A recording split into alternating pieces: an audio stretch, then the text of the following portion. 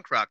For people that don't recognize your beautiful glasses, beautiful eyes, who the hell are you? Well, I'm Greg Norton, the bass player in UltraBomb. Yeah, I That's love right. it. It's a really refreshing new project. It involved three individuals that did a lot for the scene and the musical scene around the world. Faney is a fellow Canadian, so it made that band, a little bit Canadian in a way. But Yeah, that, before getting into that beautiful project, I'm curious. Let's get back to when you were a kid. How did you start discovering music? And were there people around you that influenced you into that journey or quest to discovering music? well, that goes way, way, way back. I'm the youngest of three kids. My dad used to listen to a lot of big band music and Tony Bennett. And my sister is 9 years older than me, so she fell in love with the Beatles. And I vaguely remember as a child seeing them on Ed Sullivan.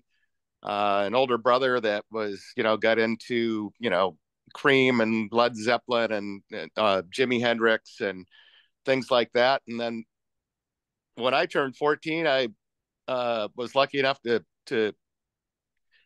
get a job downtown St. Paul, and right next door was this awesome little record shop. And this was 1973, so all sorts of great stuff was coming out. New York Dolls and Funkadelic and Leonard Skinner, and and the two guys that ran the place had a deep love of John Coltrane and Miles Davis. So I just really got exposed to a lot. And then in 1978, I met Grant, and we were working together in a record store, and we both discovered punk rock, and we just had a voracious appetite for anything that came through the store that even remotely looked like punk rock. And we started going to shows. And a little bit later in 1978, Bob Mould shows up at Macalester College, and he meets Grant. And because Grant's blasting the Ramones out on the sidewalk outside of the record shop, and he's like, "Hey, I like the Ramones." And then those two became really good friends, and the three of us went and saw the Ramones open for Foreigner on that arena tour that they did. And first time I ever really hung out with Bob, and Bob and Grant were at my house. It was right before Thanksgiving, and my mom asked Bob if he was going to go home for Thanksgiving, and he said, "No, I think I'm just going to stay here." And she invites him to Thanksgiving dinner at our house, and I'm thinking, like, I just really kind of met this guy. But he came over, had Thanksgiving dinner with us, and you know, uh, skip forward a couple of months, and Hüsker Dü was the three of us were playing music in the basement of a record store and writing music and doing it yourself, punk rock. It must have been amazing to work in a record shop when everything exploded at the end of the 70s. And see all Yep. those bands that really have their own signature and sound, and being surrounded by new stuff, because people, it was hard at that time to discover music. But if you were at the record shop, you have an advance, if we say, on people. Mm-hmm. Yeah, and at that point, the record companies were really great with handing out promos, because they want them to play you to play them in the stores. And like I said, anything that even remotely looked like it might be punk, we were putting it on and spinning it. And really discovered a lot of really great stuff. And I think one of the first shows Grant and I went to together was Para Ubu at the Longhorn in Minneapolis. And that would have been like April of 78. Wow. Wow. And I think that Hüsker Dü has a special place in the history of music.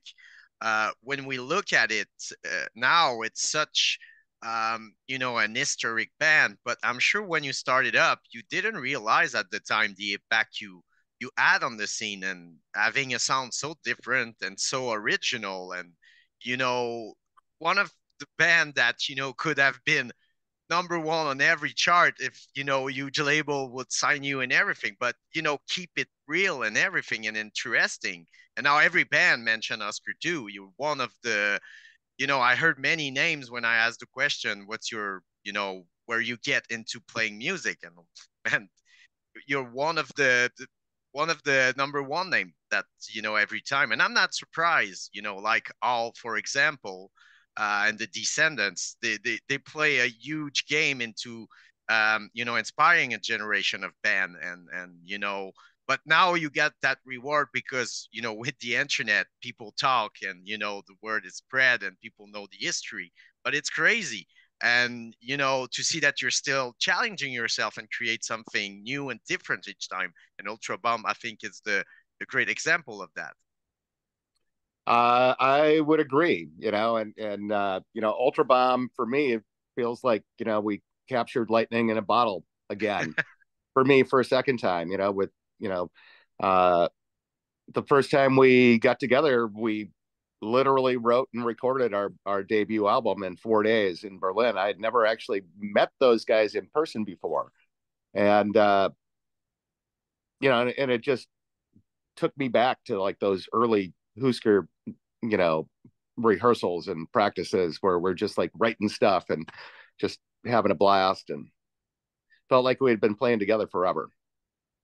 And it's hard to find people that you have chemistry and you connect musically. Sometimes you're friend with them, but when you start to play it, it doesn't click. There's something, and but when it's just it happened. And like you said, it's like a vortex. Like you start to roll and then 20 years later. But I think it's just enjoying the moment, and it's all about the music and focusing into creating something interesting. I'm sure for yourself first, it's not an ego thing, and then release it to the world. And I think it's Mm-hmm. not yours after that. And people, have different experience with those songs. Yeah, it's the three of us have a really great chemistry together, but I mean, each of us has a vast musical vocabulary on our own instruments. So maybe that also helped makes the initial contact work as well as it did. In Hüsker Dü, I was still learning how to play the bass. Bob was still learning how to play guitar and write songs, and um, and Grant, it very talented multi instrumentalist. He's like the only one that had been in a band before um, Hüsker Dü, and and he's really starting to learn how to write songs. So uh, Jamie and Finney and I, were able to rather easily take what we were working with and turn it into something special. And with time, I think you kind of know what you want and what you don't. And when you start it up, it's, you're kind of naive and you don't know the game. And it's, so and you're young and all the energy, you just go for it. But now I think I'm sure that, that time is priceless. So you want to do something that it's a good use of the time. Yes, absolutely. Yep. And we wanted to make a great punk music, so we all three of us happen to be kind of good at it. Right, with each personality, and that's the thing. I think I hate when they call it like a super group. It's like it sounds like more like a label or something, but Right. it's just free experience people that have very different background that get together to create something different that challenge them. And is it more Absolutely. Yep. hard with time and with the experience to create new stuff because you still want to challenge yourself, or is it more easy? Uh, well, it is easier, but also at the same time, we're challenging ourselves. We're not writing lazy cliche punk rock songs. We're not resting on anyone's laurels. It's like we want to make exciting new music and something that's fresh. Uh, and UltraBomb is delivering on that. So, super happy with how Time to Burn turned out, and I'm really excited about the new record. Uh, I think it's even better than the first one, so not bad for a sophomore slump. Uh, the both records were recorded in 4 days, where we went in on the first 2 days, wrote the songs, put together the arrangements, and then on the last couple of days, fit the lyrics to the songs that have come up with. Uh, Ideally, that's not the most. We're lucky that we've been able to pull that off twice, but for the next record, when we get around to recording we're planning on having a little bit more time to make sure things fit, so we know how it's all going to go before we actually go in. uh we were lucky that so Darren, I've known Darren Heeman at DC Jam Records for probably about a decade. So he was, the second he saw that I had a new project, he wanted to put it out. And so he's putting out Dying to Smile, and he is super excited and stoked about it. He and I were just out at Punk Rock Bowling in Vegas over the weekend, and uh, yeah, plenty of people walking up and going like, "Hey, you look like Greg Norton from Hüsker Dü." But at the same time, I had quite a few people come up and go, "Hey, UltraBomb, you guys, saw you guys here last year. You were great." And saw a few people wearing UltraBomb T-shirts, and so the word's getting out there. But we're still in that brand building, getting people to know who we are stage. But UltraBomb's, no, well, maybe pun intended. UltraBomb is blowing up, and we're convinced that we are playing the best punk rock on the planet at the moment. Hey man, I would agree. Like when people gonna hear the new records, it's really a masterpiece. It's crazy that you did that in 4 days, but I'm not surprised because it's not perfect, and I don't think that punk rock has to be perfect. It's Right. and I'm sure you make mistake. In 4 days, you don't have that much time to correct everything. So I get it that you want another approach for the next one, but Yeah. yeah, it Well, has to be we exciting. joked that if we had 8 days to record, we'd probably make a double album. Yeah, that's when you know that you got the flow, going. Yeah, It's like surf. You don't have to force the wave. You cannot force the wave. You have to catch it. that's right. But I'm not a surfer, so who I know. But yeah, Punk Rock Bowling is such a special festival in Vegas. It's cool that you were there. And how was the vibe there? It was great. It's everybody is just showing up to have a good time. There's so many great bands. I have to admit, my favorite set of the entire weekend was seeing Dead Bob. They were amazing. The intensity, just everything. It was um, so much fun. It's so cool. I saw the last show of the Ensign Brothers in Quebec. So I was like, man, I will never see No Means No, but I've got to see the Ensign Brothers. But I want to see something again. They're so good. And Oh then yeah, Dead Bobs. And yeah, I did an interview with Jason Lamb to talk about his new book about No Means No. And yeah, he saw yeah. them and he was I like, met him over the weekend as well. yeah, he's there. Yeah, I saw a couple. Yep. That's cool. Mm-hmm. Yeah, and we talk about Hüsker Dü during the interview, and yeah, and I remember when I did the interview with the Ensign brother, we did too. There, you are a huge influence on them, and they love you deeply. And Brock Pidel too from the Doughboys, sending some love. I spoke to him recently, and yeah, Nice. yeah, we got great festival too in Quebec. So yeah, my next question, you see it coming. Will we see you around, of course, Quebec and Canada in 2024 or next year? Well, we are working on rectifying the issues that we are having getting into Canada. Jamie and I were a couple of criminals, so that prevented us from playing the two shows in Canada when Me First and the Gimme Gimmes came through. We were on that whole tour except for those two shows.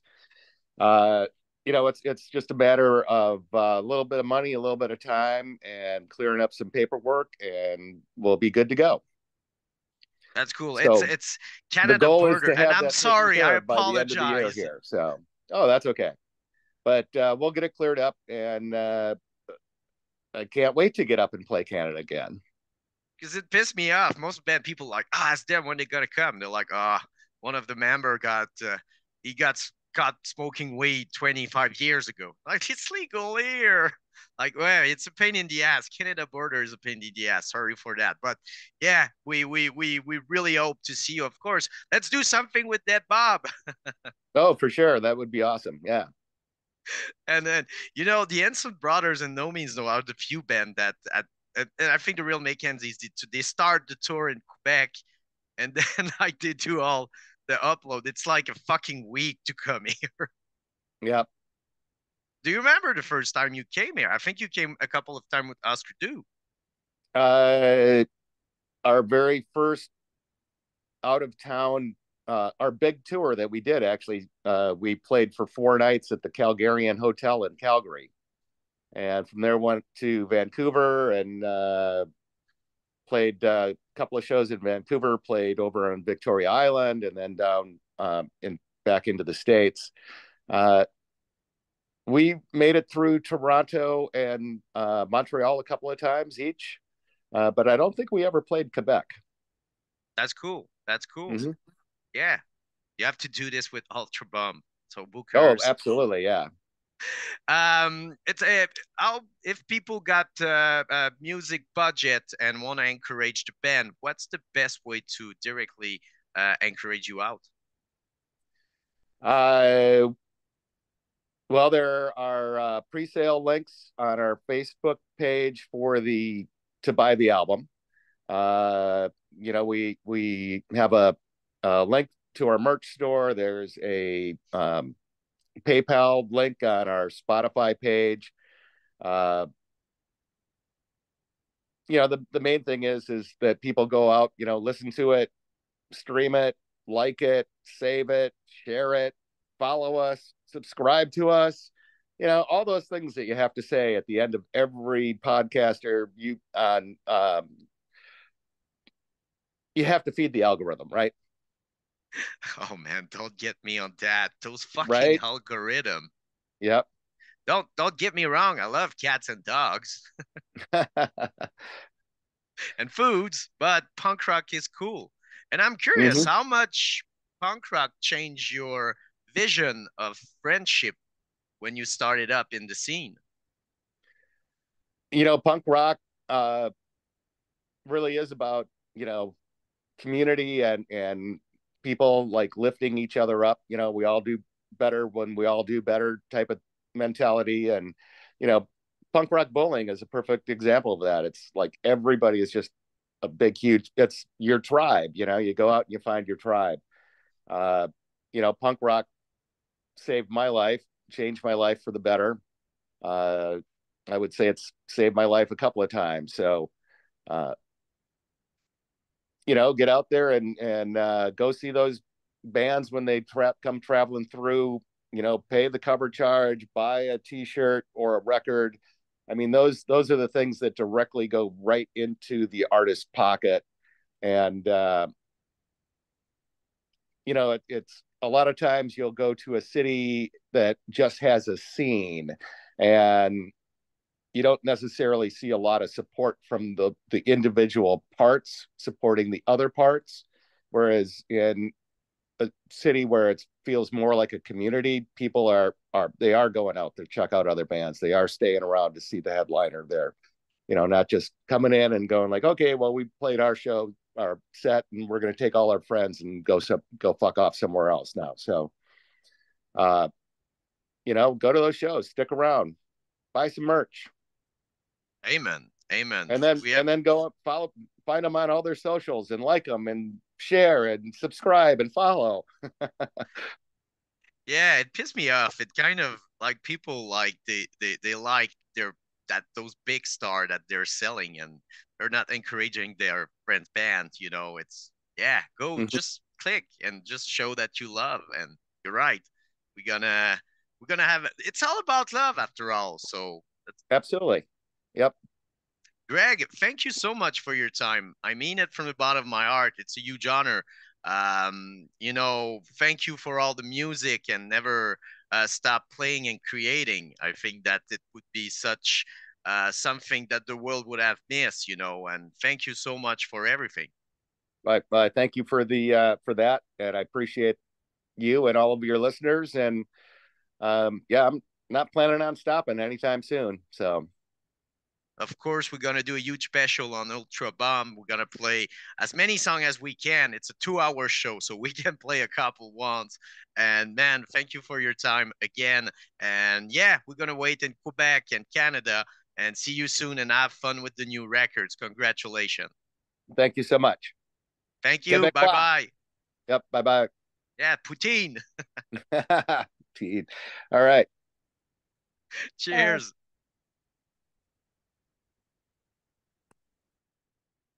Prescription is what you need. No more inhibition, set yourself free. Just let go, that's my only plea.